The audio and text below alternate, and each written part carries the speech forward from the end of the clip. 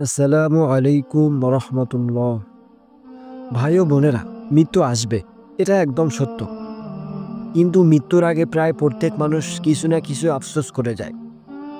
রাসূল সাল্লাল্লাহু আলাইহি ওয়াসাল্লাম আমাদেরকে সেই আফসোসের কথাই আগে ভাগে জানিয়ে দিয়েছেন। আজকের ভিডিওতে আমরা জানব মৃত্যুর আগে মানুষের করা 3টি আফসোস কি কি, যাতে আমরা জীবিত থাকতে থাকতেই সতর্ক হতে পারি।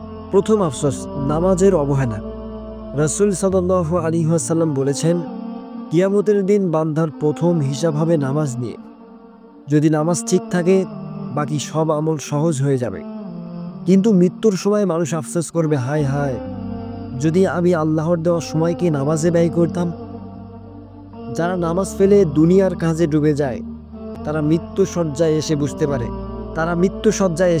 পারে আসল সাফল্য তো ছিল নামাজে। দ্বিতীয় আফসোস, দুনিয়ার প্রতি অন্ধ ভালোবাসা। হাদিসে এসেছে, মানুষ মারা গেলে তার সব আমল বন্ধ হয়ে যায়, শুধু 3টি আমল ছাড়া। 1 নম্বর সদগায়ে জারিয়া, উপকারী জ্ঞান এবং নেক সন্তান যে তার জন্য দোয়া করে। কিন্তু আমরা সারা জীবন দুনিয়া জমাতে ব্যস্ত থাকি। মৃত্যুর আগে এসে মানুষ আফসোস করবে, এই সম্পদ, এই গাড়ি, এই বিলাসবহুল বাড়ি কিছুই আমার সাথে আসছে না।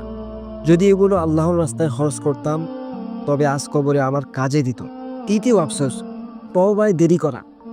আল্লাহ রাব্বুল আলামিন কুরআনে বলেছেন, তাদের জন্য কঠিন শাস্তি রয়েছে, যারা মৃত্যুর সময় এসে বলে, এখন আমি তওবা করলাম, কিন্তু তখন আর কোনো লাভ হয় না। মৃত্যুর আগে মানুষ আফসোস করবে, হায়, যদি আমি গুনাহ থেকে ফিরে আসতাম, যদি আমি আল্লাহর কাছে আগে ফিরে যেতাম। কিন্তু সেই সময় আর সেই সুযোগ থাকে না। প্রিয় ভাই ও বোনেরা, মৃত্যুর আগে এই 3টি আফসোস প্রায় সবাই করবে। নামাজের অবহেলা, দুনিয়ার প্রতি অতিরিক্ত ভালোবাসা এবং তওবায় দেরি করা।